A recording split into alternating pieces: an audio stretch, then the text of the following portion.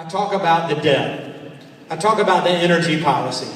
I talk about the regulatory burden. I talk about Obamacare. And I start to feel down and gloom and doom that can we actually turn back from the abyss? And we don't talk about what it means to be an American.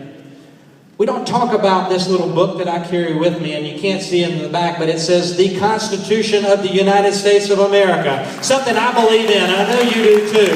This is what we're fighting for. This is what makes this country great. This is the roadmap. We don't need another one. God and the Founding Fathers gave us all that we need in this little document. In this little document that's being eroded every day by new regulations and new laws and new executive orders. Circumvention of constitutional powers that limit government between the executive branch, the legislative branch, and the judicial branch.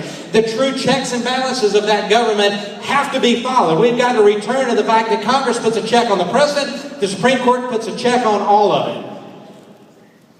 We've got to adhere and return to the Constitution of America. I don't just carry it, we read it.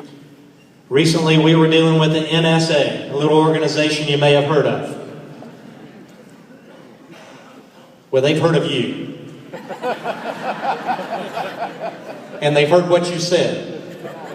They probably got a record of it in this huge bank of computers. I have a Verizon phone, so they're probably listening now. Hey, guys.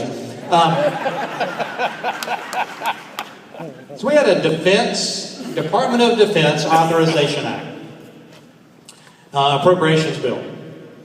And during that, Justin Amash from Michigan, one of my good friends, his office is right beside mine, Justin Amash, rock star, libertarian, conservative congressman from Michigan, he offered an amendment, that DOD appropriations bill, that said no money could be used to continue to implement the plans and the policies or whatever they were doing at NSA to listen on American phone calls and collect that data. Mine that data of your emails, your text messages, and your phone calls. Now, I understand the need for national security. That's not what I'm saying. That's not what Justin was saying.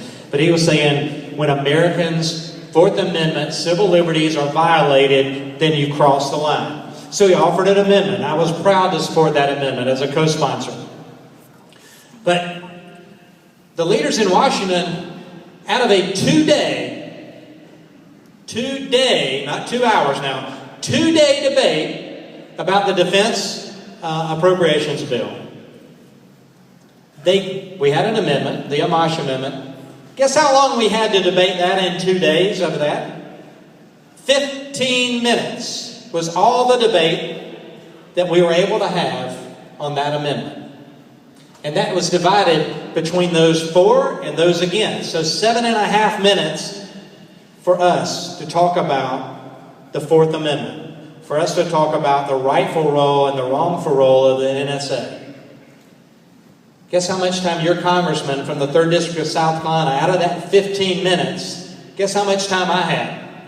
To represent you now, to be your voice in the halls of Congress, to tell it like it is for the people of South Carolina and 3rd Congressional District of what you believe or what I believe you believe, and to talk about this Constitution that I held up and talk about the Fourth Amendment.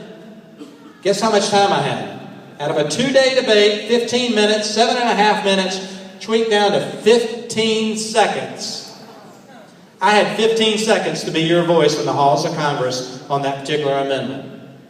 That ought to make you scratch your head for the first part.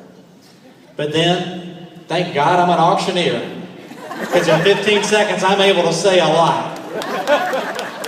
So I took my opportunity in that 15 seconds to read verbatim, word for word, the Fourth Amendment, the United States Constitution, because my colleagues needed to hear it. They needed to listen to it. And they stopped in their tracks, in their rooms, in their offices, in the halls, and listened to what the Fourth Amendment actually says, to think about what we were doing. In this world we live in, where do I begin? Won't get too far if truth ain't your friend.